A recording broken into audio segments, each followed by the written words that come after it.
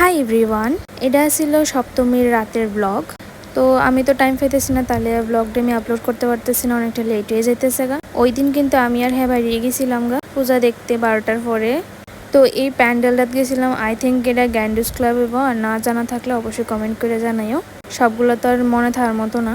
তো যাই হোক, এডিটিং করতে বইছি গিয়ে সিঁড়ি প্যান্ডেলের নাম মানে জায়গার নাম বিলে গেছি গা। তো এই প্যান্ডেলটা তো এত সুন্দর করে মানে সাজাইছে, আর মার এত পুরো একদম এমন লাগছে যেমন স্বর্ণ দিয়ে বানায় রাখছে, মানে এত সুন্দর লাগতেছে দেখতে। তো তোমরা কেমন লাগছে অবশ্যই কমেন্ট করে জানাইও। তো চলো এই দিক থেকে বাইরে যাবো নেক্সট প্যান্ডেলে। তো এই প্যান্ডেলটা আই থিঙ্ক যুব সংঘ হইতে পারে। তো এটাও তো খুব সুন্দর করে সাজাইছে।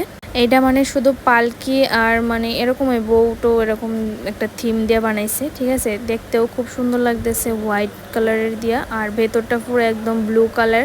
আমি ফটো তুলতে গিয়ে সেরকম ফটো সুন্দর উঠতেছিল না, কিন্তু মারে একদম সেরা লাগতেছে।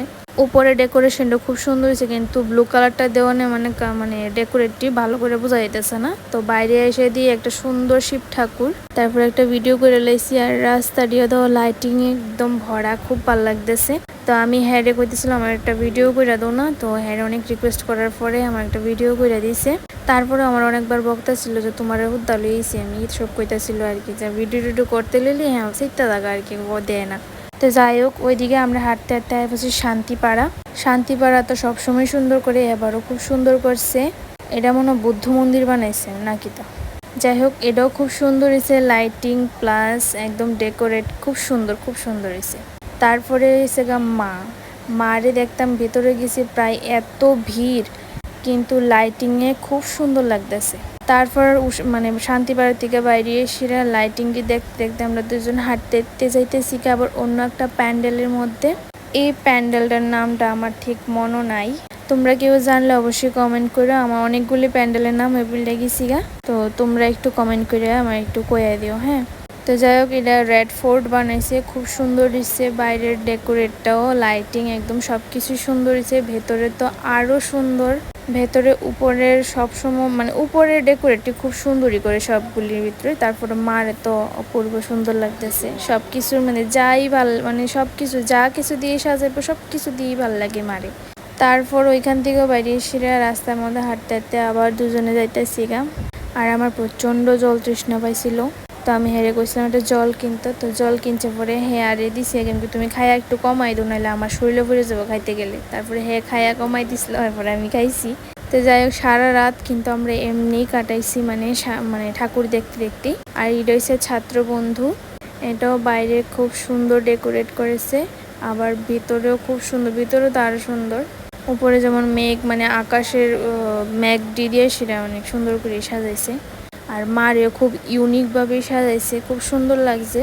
মার পিছনের টান্ডা গুল্লুটা মনে হইতেছে আমার চাঁদের মতো লাগতেছে, খুব সুন্দর লাগছে আমার কাছে।